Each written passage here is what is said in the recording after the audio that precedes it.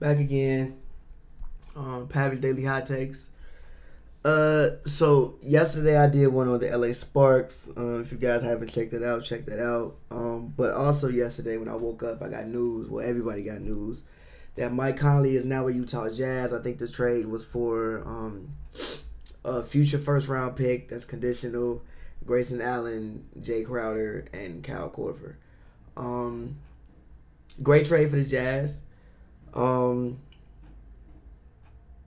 But one thing I do want to mention is that with it being a great trade for the Jazz, again, I love the trade. Even on 2K, like all the time when I was on 2K, like the Jazz were always, I would always, if when I took control of the Grizzlies and tried to rebuild a franchise, I would always either trade Conley to the Pacers, Pistons, or the Jazz. I thought that those were the teams that most needed a point guard.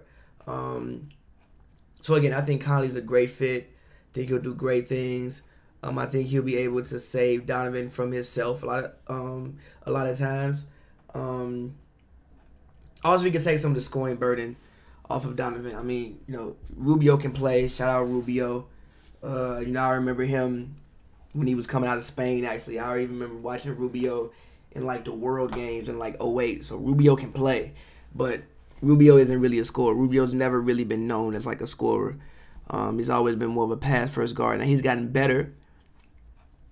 Especially his three-point shots. Three-point shot has improved immensely since, his rookie year or since his Minnesota days. But still, he's not a scorer. And Conley is a guy who could consistently, on most nights, give you at least around 20 points. If not 20, it'll be like 16, 18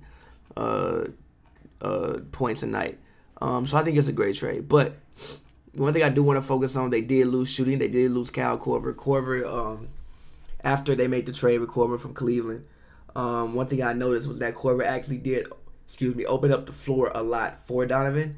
I feel like Donovan played much better once Korver got in a Jazz uniform. Again, it was just more space on the court. Like when Korver's out there, you have to literally assign somebody to watch Kyle Korver. Kyle Korver is one of the greatest three-point shooters in NBA history. And again, you have to account for him when he's on the court. Also, losing Jay Crowder, it does hurt. I think that they probably will look to retain Derek Favors, which makes sense. I mean, for one, depending on the series, Gobert can't play in every series. Favors is a guy who can also play the center position in today's NBA. Also, he's a more capable offensive player than what Gobert has shown that he is up to this point. So I think that retaining Favors is definitely a smart move. That's something that they'll probably look to do. But I think losing Jay Crowder was huge. Reason being is, you even saw like what was it, the Rocket series. I think at some point in time, I think it was like Game 3, they ended up starting Jay Crowder over Derek Favors because he's more in the era that we're playing in now. Crowder is a guy that, especially if a team is playing 4 out, he can guard on the perimeter. Like Crowder also can knock down an open 3. He can help you space the floor. He can create off the dribble a little bit. Like he's not great at it, but if you need him to put the ball on the floor, he can put the ball on the floor and make something happen. So I think that the loss of Jay Crowder is huge, and I think that they're really gonna need to replace Jay Crowder. Seriously, as far as who can replace Jay Crowder, gonna look it up right now. I have a name for you. Look it up right now before I say it. Let's see. Oh, where is it? Oh, yeah. I think that they should look at trying to get JaMychal Green. He was on the Clippers last year. I think you even saw him in a couple games of the playoffs. He had a huge impact. He can help you stretch the floor. He's a great lone defender. He's a good lone defender, not great. He's a good lone defender, a live body. They even had him defending KD a little bit. Now he did, I think, foul out in one of those games, guarding KD. He picked up some rip-through fouls and fouled out. But I think that JaMychal Green is a guy that, the Utah Jazz should look to add because they do need to replace what they lost with Crowder. Again, I love what Mike Conley Jr. brings to the team defensively and offensively, But again, they do need to replace some of the floor spacing that they did lose when you trade away Crowder and when you trade away Korver. I know everybody wants me to give like a some type of outlook on the Jazz season, and I don't really know. Like, again, on paper, I think they should be a really good team, but I don't know what the rest of the West is gonna do. I don't know who the Lakers gonna fill out their roster with. I don't know what the Rockets are gonna do. I don't know what the Clippers are gonna do. Like, I think that this is the past couple free agencies have been like great and lit, but I think that this one is gonna blow all of those out the water. I mean, look, the draft is today, and there's like 90 million trade scenarios floating around today. So I mean, I don't know. I mean, on paper, I think they should win 50 games. I think that 50 games is something that is doable for this team. I also think that, people putting them as finals contenders. I don't know about finals contenders, but I do think that they could get to the conference finals. I think that second round, I think that anything less than the second round would be a bust for this team. But again, their work is not over this summer. They did lose a great young player, not a good young player in Grayson Allen, somebody who I think he can be a Draymond type at his position. He's will never be as good as Draymond is at his position, but I think he can be a Draymond type at the guard position. He can defend, he can shoot the ball, he can handle the ball, and he's also irritant.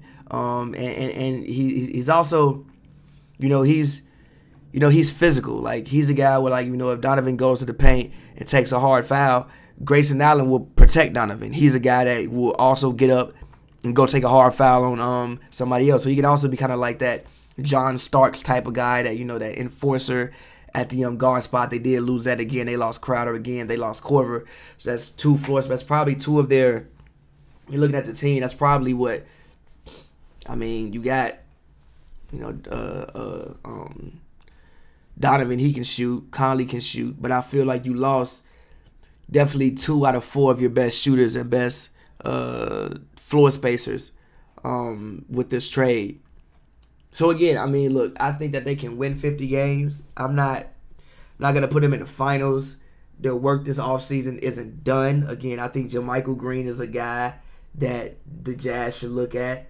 If I probably kept going down the free agent list, I could probably find even more guys that the Jazz should look at that 3-4 position. But they definitely do need to replace that. They didn't give up a lot. I thought that what they gave up for Conley was solid, but I thought they gave up key pieces to their team. They're not guys that are invaluable. Again, you can replace Crowder. You can't really replace Korver shooting the exact same way as you had it with Kyle Korver, but you can, subsidize some of that. Shooting is at a premium now in the NBA. Everybody is out here working on their shot. I think Kyle Korver, even there was an article that came out through Bleacher Report that said he was thinking about retiring, I think, this year, but he's like, I'm gonna play 2 more years. Want to know why? Because shooting is at a premium. And as long as Kyle Korver can shoot, Kyle Korver will always have a paycheck. Now, what I do think should happen, if I'm not mistaken, Kyle Korver is on a team option. So if the Grizzlies decline I think it's a team option. If the Grizzlies decline his team option, I think the Lakers should look to pick him up. Also, I think Crowder is a person that if he gets bought out, the Lakers should look to pick him up. But Crowder is a Memphis type of guy to me, so I honestly think that Crowder will probably end up sticking in Memphis.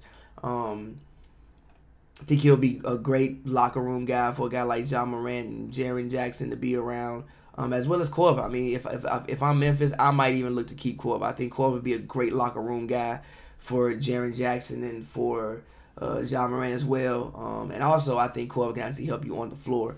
I don't know if Korver wants to go to a more winning situation or if he wants to go to a situation where, he can get paid the most money. I don't know what his priorities are, but if he's looking to play pivotal minutes and help out a team, and I think that the Grizzlies are probably the best option for him, because I mean, look, you got Jaren out there and you got Ja. Ja's a penetrator. Ja is somebody who's gonna have gravity. He's gonna draw people to him. So you need a guy like Korver to space the floor. And again, you have to delegate somebody to Korver when Korver is on the floor because of how lethal of a 3-point shooter he is.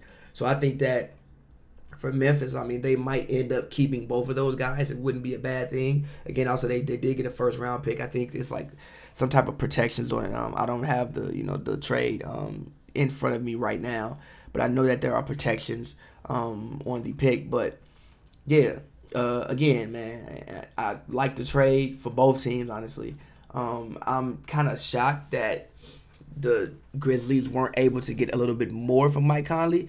I mean, everybody looks at, Conley having, at the time when he got the biggest contract in NBA history, but it's not really that bad. Like, yes, he's getting paid $31 million this year, but it's a team option for next year. So if Utah doesn't, like his production, you can just decline his team option. Honestly, probably Utah would decline his team option anyway, because that's $31 million in cap space that you get to save by, doing that. So they'll probably look to decline his team option anyway. But I mean, if they, who knows, if they end up getting to the conference finals and take somebody 6 or 7 and they just lose, by 6 points, you probably want to just run it back. But I mean, if it's a failure, then you just decline the team option and you just move on. So yeah, I mean, as far as Rubio goes, who was the Jazz starting point guard, I mean, who could use it? I mean, the Pistons could use a guard. The Pacers could use a point guard. Depending on what happens with Darren Collison, the Pacers could use a point guard. I think. Well, nah. I mean, the Pistons already have Reggie Jackson. They have Ish Smith. I think you would probably look to move Reggie if you were going to bring in Rubio. But I mean, again, I think the Pacers would be a great fit. The Suns as well. I think the Suns can use a point guard. So there's definitely a market out there for Rubio. Again, obviously, I think Conley is an upgrade on Rubio. Again, I think he does everything better than Rubio. I mean, maybe Rubio might be a better passer, maybe. But as far as everything else, I think that Conley is an upgrade over Rubio. But, yeah, it'll be interesting to see how this all shakes out. Again, one more time, I'm going to keep emphasizing this. They really do need to replace some of the floor spacing that they lost. They need to replace Jay Crowder. I think JaMychal Green, he's an unrestricted free agent this year. I think that's a guy that they may need to look at. He signed a 2-year, $16 million contract, so that's $8 million a year. Wait, is it this year he's a free agent? Making sure. Yeah, he's a free agent this year. I don't know what he would command on the open market, but I'm sure it can't be more than $16 million. Might even be less than $16 million, which is what he got paid in 2017 when he was 27. So, I mean, we'll see. We'll see. But, again, I think that they do need to replace Crowder. They do need to somehow subsidize Kyle Korver's shooting and at least attempt to replace that. But I do like the trade for the Jazz. And I think it'll bode well for them this season. Again, I don't know just how good they'll do, but I do think it'll bode well for them this season. Pav's Daily Hot Takes. If you guys are listening to this and you hear this before the draft, we will be live streaming at 6 p.m. Talking about the draft. So, yeah, man, appreciate you guys for checking out these. And until next time, man, Pav's Daily Hot Takes.